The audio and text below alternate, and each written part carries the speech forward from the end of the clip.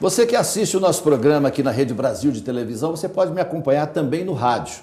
Nós estamos em centenas de emissoras de rádio pelo Brasil inteiro, algumas fora do Brasil também, e você pode me ouvir pelo site www.radioestudiobrasil.com.br. Programa Cleito Aguiar, www.radioestudiobrasil.com.br.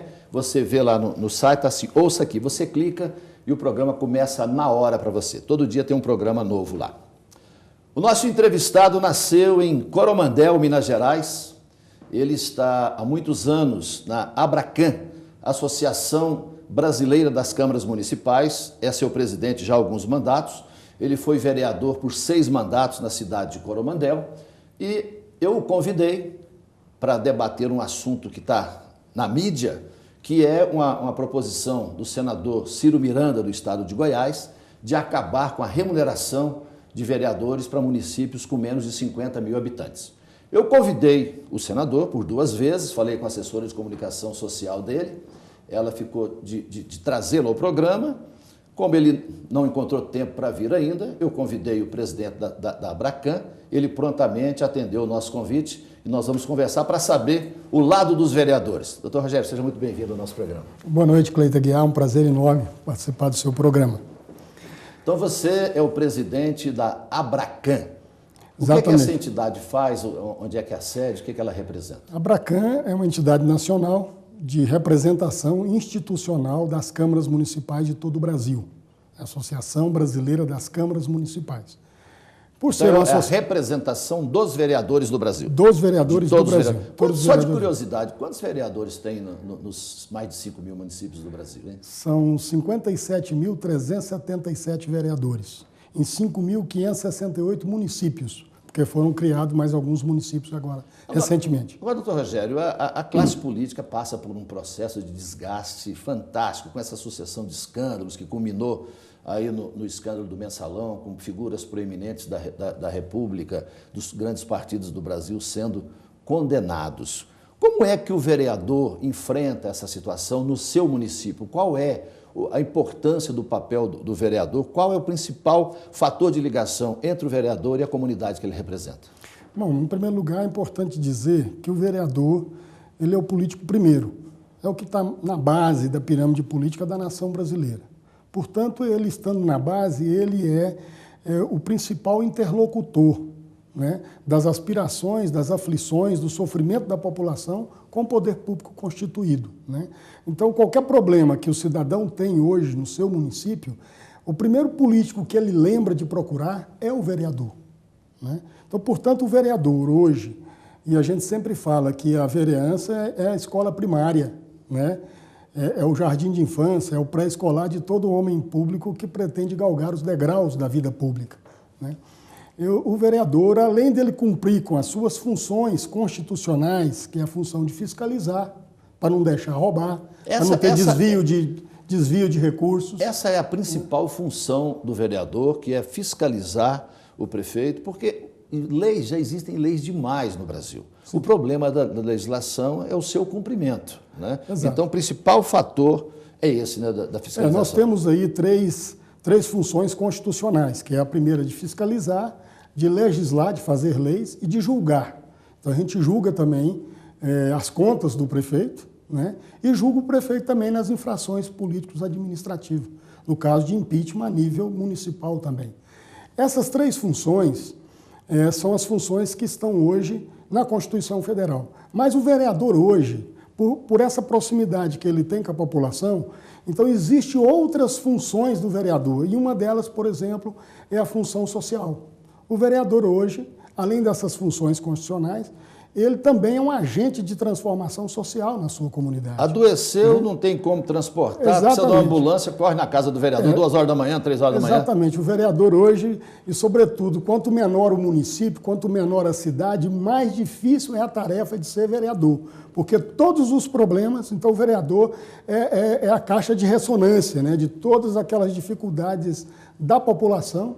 E talvez aí tenha nascido uma distorção da política brasileira, porque hoje o vereador ele é avaliado menos pelo seu trabalho legislativo e mais pelo seu trabalho social. Perfeitamente. Né? Então, o vereador que não virar um verdadeiro assistente social, ele tem dificuldades em se reeleger, quando, na verdade, isso é uma distorção, porque ele foi eleito, ele não foi eleito para isso, ele foi eleito para representar a comunidade junto ao poder executivo, para fiscalizar e conseguir benefícios para a sua própria comunidade. Exato. Né? A ineficiência do poder público, tanto municipal, como estadual, como federal, faz com que o vereador tenha que dar socorro àqueles problemas, àquelas aflições da população, que não é da sua obrigação, que não é da sua função constitucional. Mas ele tem que fazer isso. E ele faz isso agora. É importante, eu sempre digo para os vereadores, que ele tem que mediar bem isso aí. Não pode ficar apenas sendo um agente de transformação social. Ele tem também que legislar, ele tem que fiscalizar, e fiscalizar bem hoje, porque você sabe muito bem que hoje no Brasil a corrupção hoje chegou a nível de um câncer incurável. Né? E aí tem com metástase por todos os lados, então está difícil, muito difícil realmente, essa tarefa de combater a corrupção. E aí tem uma função também, porque a função da Câmara é fiscalizar o Executivo. Mas a gente assiste aí os escândalos que envolvem os próprios vereadores. Em alguns lugares, a gente vê que o vereador, para dar um voto, o que era obrigação dele ao defender o povo, ele vai dar um voto mediante o pagamento de uma quantia. Nós já vimos isso aí na televisão, vereadores sendo flagrados, negociando apoio para o prefeito e tal. Então, nesse bojo da fiscalização, tem alguns vereadores que também acabam sucumbindo à corrupção. E quem fiscaliza o vereador que fiscaliza o prefeito? Não, veja bem, numa Câmara Municipal, você tem sempre vereadores de situação e vereadores de oposição, perfeito? E você tem, então, também o Ministério Público, né? O Ministério Público hoje também é um órgão, hoje, uma instituição. É o quarto poder. Né? Que tem feito um trabalho, a despeito de, às vezes, atropelar, né, e usurpar poderes que, às vezes, não pertencem ao Ministério Público. Isso acontece muito, inclusive, em relação a algumas câmaras municipais. Talvez até pela própria estrutura institucional do Ministério, porque o Ministério Público ele não é do Poder Executivo, não é do Legislativo e não é do Judiciário. Então ele fica meio sem ter, e aí ele, de vez em quando, realmente você tem razão, ele se imiscui, tanto no Legislativo quanto no Judiciário e também no Executivo. Né? Nós temos, por exemplo, aí, alguns promotores, né, que às vezes, de forma equivocada, né, querem, inclusive, interferir no debate da Câmara, nos assuntos que estão sendo debatidos e até ameaçando vereadores em relação ao tipo de voto que ele deve dar, voto a favor ou voto contra determinada matéria. Então, esses promotores, eles esqueceram que o vereador é inviolável pelas suas palavras, pelas suas opiniões e votos. Isso é uma garantia constitucional do artigo 29 da Constituição Federal. Agora, Cleito, com relação à fiscalização, quem fiscaliza o vereador é a própria comunidade, né? A comunidade, a imprensa local. Então, tudo isso, esses órgãos são muito importantes, né, para que o vereador tenha uma conduta ética, moral, e nós primamos, né, o nosso principal hoje, quando nós oferecemos cursos de capacitação para vereadores, é que nós queremos vereadores eticamente corretos.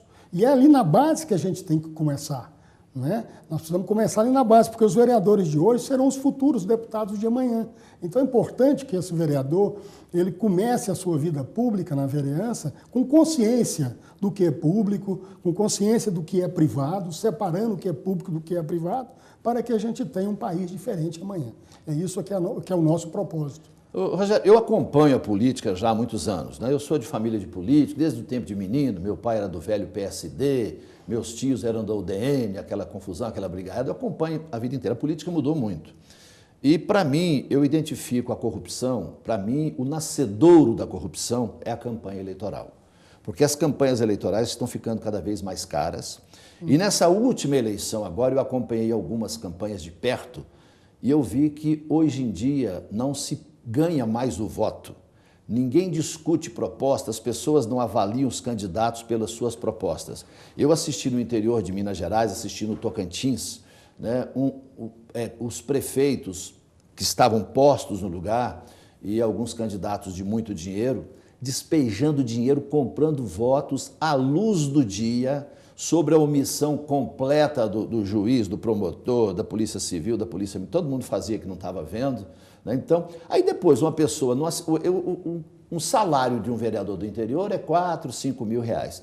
E eu vi vereador gastando 200 mil reais para se eleger. Ora, o camarada vai gastar 200 mil reais para se reeleger de uma maneira ou de outra, porque ele não é Papai Noel. Ele precisa buscar esse dinheiro de volta se for dele, e pior ainda, se for de algum patrocinador, algum empresário, ele vai ter que devolver esse dinheiro e vai ter que devolver de maneira escusa, porque se não fosse de maneira escusa, não precisava do investimento.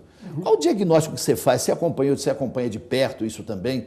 Você constatou isso também em alguns lugares? E como é que se pode corrigir isso? Olha, veja bem, Cleiton, isso acontece não só na eleição de um vereador, mas em todas as eleições hoje, praticamente, no país. Não, isso é verdade. Né? Estou tocando no vereador, porque você é o representante dos vereadores. Vereador, né? para deputado, para prefeito, para governador e tudo mais, aí a coisa é muito maior, né? Mas nós temos que, a comunidade hoje, ela tem que ficar muito atento a esses políticos que gastam muito dinheiro na campanha, entendeu? E quem é que está financiando a campanha desses políticos? A gente vê muito, por exemplo, eleições de prefeito, por exemplo, eleições de governadores, por exemplo, em que quem está patrocinando a campanha, e você aí tem acesso, através da lei do acesso à informação, né, e até no site do TSE, você sabe quem são os patrocinadores que estão patrocinando aquele candidato, porque normalmente, quando se ganha a eleição, os contratos do prefeito ou do governador, ele vai em direção a essas empresas que participaram diretamente da campanha. Agora, então é uma também, corrupção de forma indireta, né? Isso também está muito ligado também. Quando o município é mais politizado, isso é menos evidente. Quando as pessoas não acompanham a política de perto, isso é um território vasto para práticas irregulares de campanha. Por exemplo, lá em Coromandel, as campanhas mais baratas que tem para prefeito, para vereador, são em Coromandel, porque lá não existe essa prática de compra de voto, pelo menos de forma tão aberrante como a gente vê nos outros lugares, né? Eu acompanho muito, e lá em Coromandel a gente vê que é a nossa terra, né? E você vê que lá os políticos conseguem fazer uma campanha baseada na sua proposta e sem comprar a consciência da comunidade, né? Mas nós vamos continuar, porque tem muito assunto para perguntar, e eu vou falar com o presidente da Abracan sobre essa proposta de que os vereadores de municípios abaixo de 50 mil habitantes façam o seu trabalho sem receber nenhum tipo de remuneração. Isso já no próximo bloco.